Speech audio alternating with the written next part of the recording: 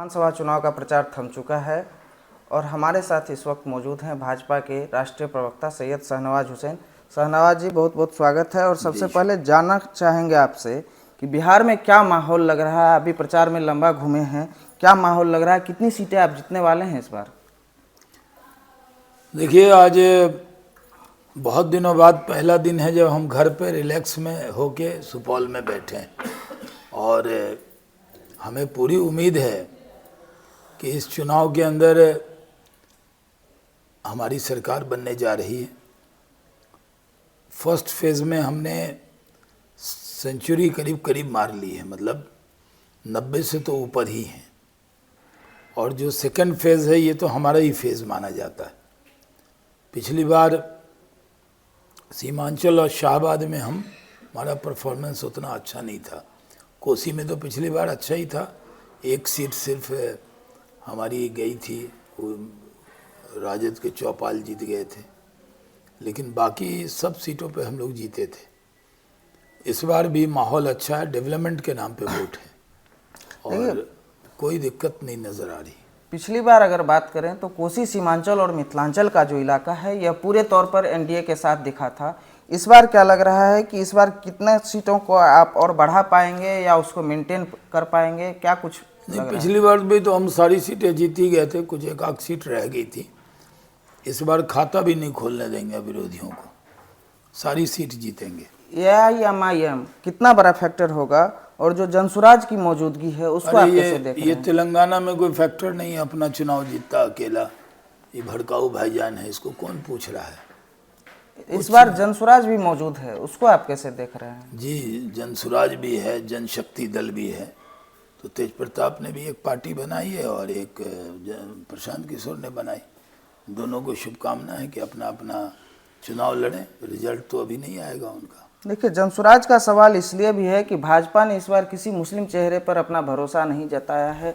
NDA की ओर से जरूर कुछ उम्मीदवार उतारे गए हैं मैदान में, लेकिन दूसरी ओर जनसुराज है जो कि मुसलमानों को रिझाने का पूरा प्रयास कर रही है। मुसलमान रिझने वाली कौम कहाँ है? आसानी से रिझती है। हम लोग इतने साल से रिझा रहे हैं, इतना काम कर रहे हैं, अनाज दे रहे हैं, बिजली दे रहे हैं, पेंशन दे रहे हैं, तब भी मुश्किल होता है। ये तो नया नया हम लोग की पार्टी को 14 में जिताने में वो स्ट्रेटजी बनाते थे, तो इन पे कौन यकीन करेगा? मुसलमान यकीन करने वाला थोड़ी है। देखिए, सवाल इसीलिए है ना कि वो आपके लिए स्ट्रेटजी बनाते थे, तो कहीं ना कहीं आपके प्लानिंग को भी वो जान रहे हैं। नहीं, वो तो जब 14 में आए थे ना स्ट्रेटजी बनाने को, और उसके बाद जहाँ जहाँ हम जीते हैं वहाँ भी वो स्ट्रेटजी बनाते थे, तब भी हम जीत गए। स्ट्रेटजी बनाना एक अलग चीज़ होता है, लेकिन विश्वास अलग होता है। तो कोई फैक्टर नहीं है, उन पर समय बर्बाद करना भी नहीं है मुझे ज़्यादा बोल के। देखिए, चूँकि आप एक बड़े अल्पसंख्यक चेहरे भी हैं, तो बड़ा सवाल यह भी है कि धारा 370 और जो 3 तलाक का मुद्दा है उस पर कितना कुछ असर दिख रहा है आपको ज़मीन पर? धारा 370 से बिहार के मुसलमानों को तो फ़ायदा ही हुआ है। अगर ज़्यादा पैसा हो जाए, श्रीनगर में एक मकान लेना हो तो जाके ले सकते हैं, बर्फ़ का मज़ा ले सकते हैं, पहले नहीं ले सकते थे। तो अब यहाँ के जो मुस्लिम हैं वो ज़मीन खरीद सकते हैं, तो इनको फ़ायदा ही हुआ है उसका। और ट्रिपल तलाक तो पूरे बड़ी बड़ी कंट्री में मना है, मुस्लिम देशों में नहीं है, तो यहाँ कौन 3 तलाक दे सकता है? तो मुस्लिम महिलाएं साथ आएंगी इस बार? देखिए, मुस्लिम महिला पुरुष अलग अलग नहीं वोट करते हैं। यहाँ हिंदू महिला वोट करती है तो कोई अपने पति के विरोध में थोड़ी वोट कर देती है। परिवार में जो लोग वोट करता है उसी के कहने में करती है। ये परसेप्शन बनाया जाता है कि मुस्लिम में महिला, एक तरफ कहा जाता है कि महिलाओं को आज़ादी नहीं है, दूसरी तरफ कहा जाता है कि महिला अपने मन से वोट करेगी।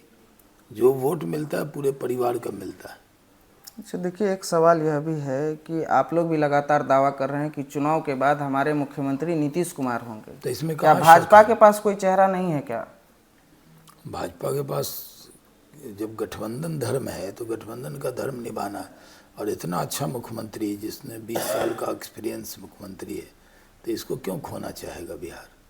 सवाल तो विपक्ष लगातार उनकी सेहत को लेकर उठा रहा है। इतना कैंपेन किए हैं, विपक्ष का जो नेता सब आता है नीतीश जी के सामने फिट है क्या? वो तेजस्वी यादव तो से ज़्यादा फिट नीतीश कुमार जी।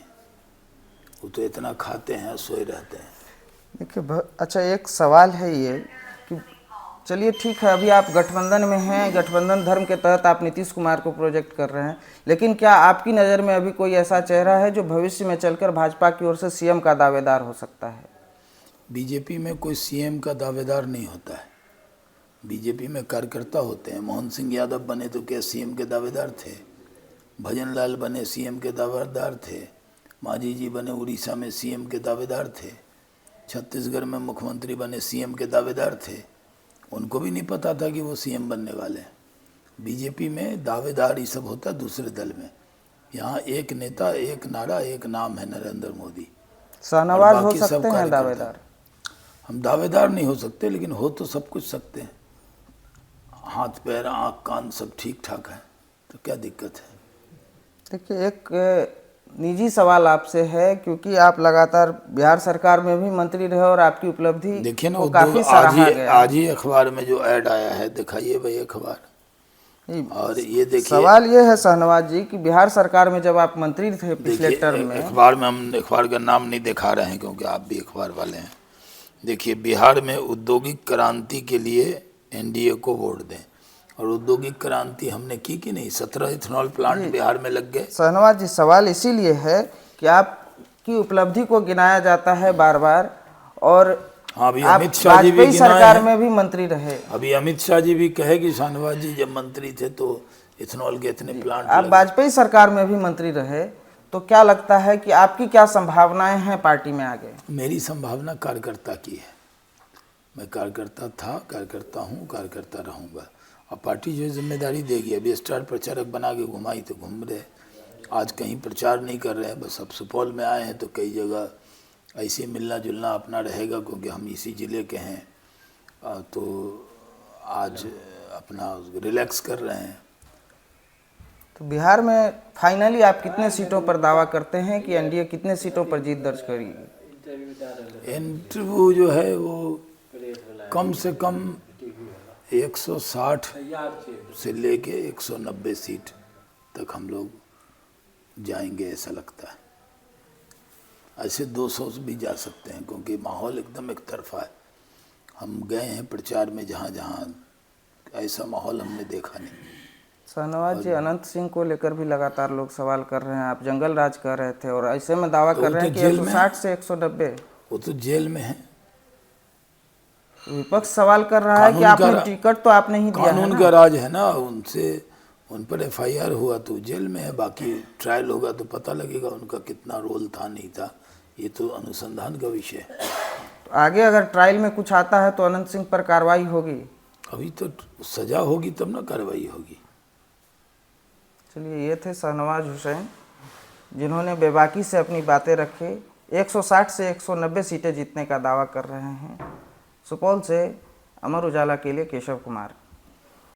अगर आप ये वीडियो YouTube पर देख रहे हैं तो हमारे चैनल को सब्सक्राइब कर बेल आइकन दबाएं, और Facebook पर देख रहे हैं तो हमारे पेज को लाइक करें।